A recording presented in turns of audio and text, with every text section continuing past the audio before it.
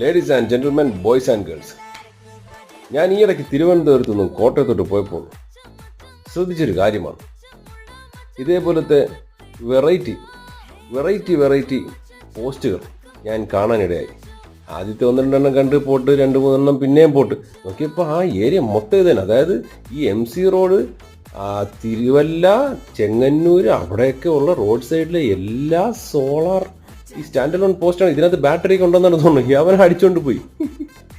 ഞാൻ ചോദിക്കുന്നത്, ഇതൊക്കെ നമ്മുടെ ടാക്സ് അല്ലേ? ഇതിനെക്കുറിച്ച് കൂടുതൽ വിവരങ്ങൾ അറിയാമെങ്കിൽ ഒന്ന് പറഞ്ഞു കേട്ടോ. ഇതൊന്നും ചോദിക്കാനും പറഞ്ഞൊന്നും ആരുമില്ലേടേ. അല്ല, ഇതിപ്പോൾ ഒരു പ്രൈവറ്റ് സ്ഥാപനമാണെങ്കിൽ ഇങ്ങനെയൊക്കെ പറ്റുമോ? എനിക്ക് അറിഞ്ഞൂടെ സംഭവം. നമ്മുടെ tax, road safety, light, street light, night light എന്നൊക്കെ പറഞ്ഞിട്ട് ഇതൊന്നും കത്താതിരുന്നു കഴിഞ്ഞാൽ ഇവിടെ ആരും ചോദിക്കാനും പറഞ്ഞൊന്നും ഇല്ലേ? എന്തോന്നറിയാം ഇതൊക്കെ? നമ്മുടെ പൈസ അല്ലാതെ എന്ത്?